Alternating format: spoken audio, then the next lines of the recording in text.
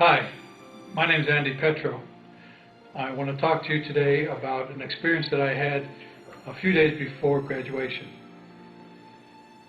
We went to a senior class picnic just prior to graduation, and in that picnic event, during that picnic event, I was swimming out to a raft by myself, got cramps, I drowned, I died, I went into the light, and then I came back again.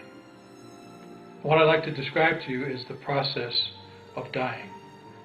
First of all, the drowning process was not a fun process. It was horrible, it was painful. I was stuck at the bottom of the lake. I had aches and pains in every cell of my body. I didn't know what else to do. I was screaming internally for one breath of air. All I wanted was one breath of air, but I couldn't get it. And then a voice inside of my head said to me, Andy, called me Andy, it said, Andy, you need a rest, just for a moment. And I said to the voice, no, I don't think I want to rest. I have to get up for the air. And in trying to get up, I found that I was stuck in the mud. My hands were stuck in the mud, I couldn't pull them out, and I'm imprisoned. And then the voice said to me again, Andy, you can continue the struggle, but you want to rest for just one moment. And so I said to the voice, okay, all right, I'll give it a rest for just a minute, and then I'm going to continue. I'll let go. And as soon as the word go formed in my mind, I was pulled out of my body. And all of a sudden, I looked down and I could see my body stuck in the mud. But I'm in a body. I can feel it. No longer am I cold and freezing and stuck in the mud, but I'm warm and I'm filled with a love and a peace that I cannot explain. So in less than a microsecond, from freezing, cold, horrible pain, I was filled with love and peace and happiness and smiles. And as I looked opposite from my body, looked up into the tunnel, there I saw light. The light was so bright that it was brighter than 10,000 suns. And I immediately said, this should be burning my retinas. But it wasn't. It was a gentle but powerful light. It was pulling me. It was pulling me like a gentle magnet, closer and closer. And the closer I got, the more I was filled with an ecstasy, with a love, with an unconditional love of me as Andy. And as I got closer to the light, all of a sudden, I popped into a giant sphere. It was about the size of a basketball coliseum. And I was suspended in the middle of this sphere. And all around me, at all parts of the sphere, up, down, sideways, left, right, all over, were miniature motion pictures of my lives and what was going on. And I could see, I could touch, I could feel, I could sense every emotion that was taking place in all of those lifetimes.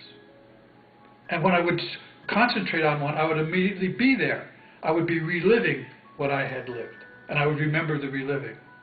And then I would think about another area, and then I'd pop into another movie. And I would do this for some period of time, but you have to understand that when you're in the eternal now, time doesn't make any sense. So it isn't time like yesterday, today, and tomorrow. It's happening all the time, all at once. And I was there for an extended period using earth terms. And then all of a sudden I popped out of the sphere, and now I'm in front of the light. And the light is so warm and so glowing and so forgiving.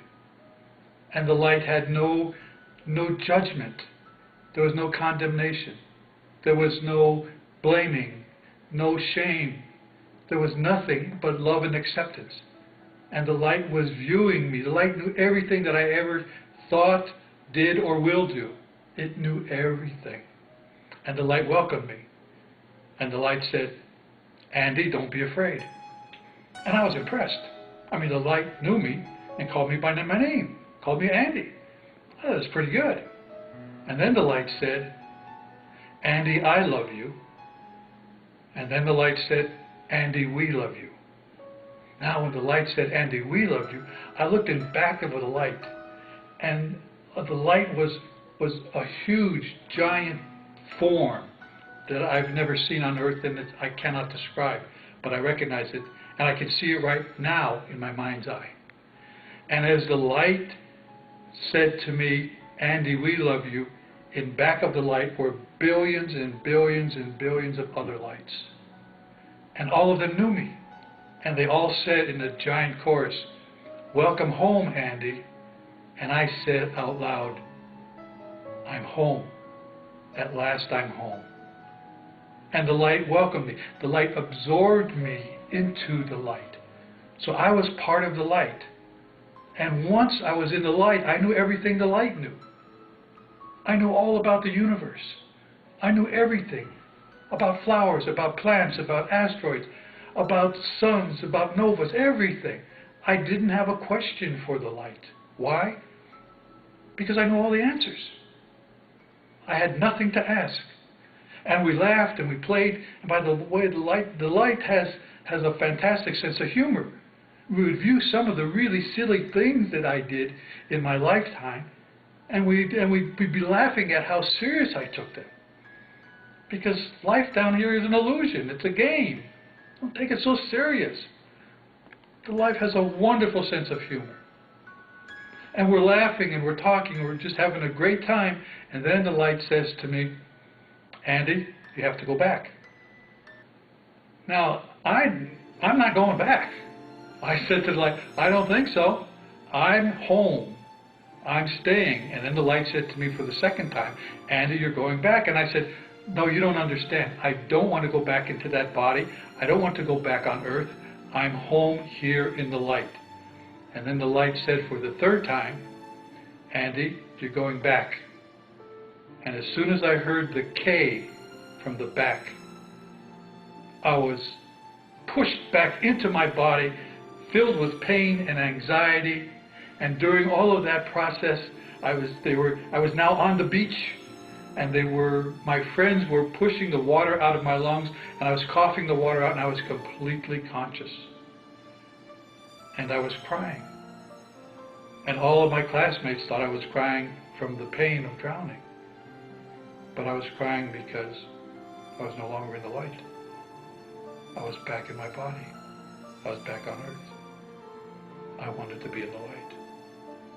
During this entire episode, from the moment I start sinking into the water and the mud, up until the moment I was coughing water out of my lungs on the beach, I never lost consciousness.